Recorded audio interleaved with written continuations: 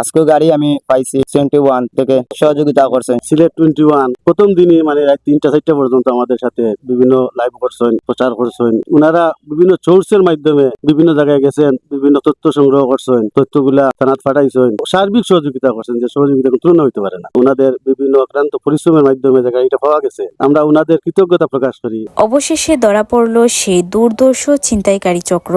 আজকে গাড়ি আমি পাইছি 21 থেকে সহযোগিতা করছেন। বিয়ানীবাজার থানা সহযোগিতা করছেন। আমার সদস্য জিনেদ বাইন্দানের সভাপতি কমিটি সহযোগিতা করছেন। সিলেটের বিয়ানীবাজারে জকিগঞ্জের সিএনজি চালককে হাত পা বেঁধে অমানবিক নির্যাতনের পর গাড়ি ছিনতাইয়ের ঘটনায় 4 মূল হুতাকে গ্রেফতার করেছে পুলিশ।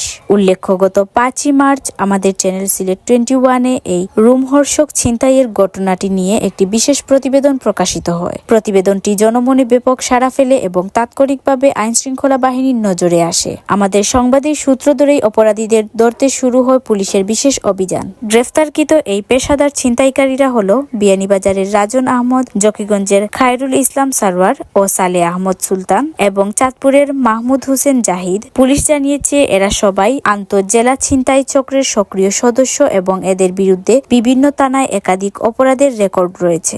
গত 5-3-2026 তারিখ জকিগঞ্জ থেকে ভিকটিম গ্যাস নিতে আসে আব্দুল্লাহপুর সিএনজি পাম্পে। তখন অজ্ঞাতনামা একজন ব্যক্তি ওই সিএনজির ড্রাইভার তার সাথে ভাড়া ঠিক করে সে চুরকাই যাবে বলে 500 টাকায় ভাড়া নির্ধারিত করে বলে সে বলে যে আমার মা আছে, আমার মাকে নিয়ে যাবো, আপনি একটু কাইন্ডলি আমার মা এদিকে আসেন। তো এই অজ্ঞাতনামা ব্যক্তি তখন ভাড়া নেওয়া ড্রাইভারকে নিয়ে যখন রওনা দেয় এক পর্যায়ে একটু সামনে আসার পরে আরেকজন অজ্ঞাতনামা ব্যক্তি গাড়িতে ওঠায়, বলে যে সে আমার বোন জামাই হয়। তারপর নিধনপুর যাওয়ার পরে আরেকজনকে ওঠায়, মোটা করে লোক, সে বলে যে আমার আত্মীয়। 3 জন সিএনজিতে উঠে তারা লাসাইতলা হাওড়া নিকট একটা নির্জন জায়গায় যাওয়ার পরে রাত তখন অনুমান 10টা হবে। যাওয়ার পরে ওই সিএনজি ড্রাইভারকে তারা নামিয়ে একটি পরিত্যক্ত ফিশারিতে নিয়ে কিছু গাছের মধ্যে বেঁধে রেখে তার সিএনজিটি নিয়ে চলে যায়। তারপর আমরা এই ঘটনার পরে আমরা সংবাদ পাই ছেলেটাকে, সিএনজি ড্রাইভার যেটাকে উদ্ধার করে নিয়ে আসি। এরপর থেকে আমরা তদন্ত শুরু করি। এক পর্যায়ে আমরা সিসিটিভির ফুটেজ দেখে একজনকে শনাক্ত করি,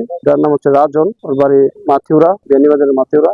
যেহেতু এলাকার লোকজন রাজনকে চিনে এবং সে পেশাদার ছিনতাইকারী, রাজনকে আমরা সিলেট বসবাস করে সিলেট থাকে এবং একটা ছিনতাইকারী চক্র, ওরা একসাথে সিলেটের অবস্থান করে।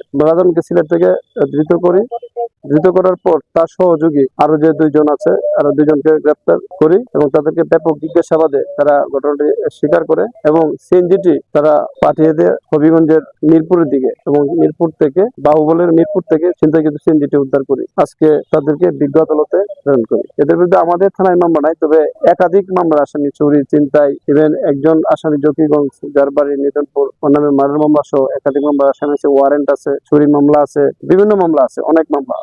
আমি বিদেশি 8 নম্বর ওয়ার্ডের মেম্বার। আমার ওয়ার্ডের একটা গাড়ি আমার আব্দুল সামাদ নামে এখন ড্রাইভার, এই গাড়িটা পাম্প গ্যাস করে দেওয়ার পরে এখান থেকে চিন্তা করে নিয়ে যাওয়া হয়েছিল।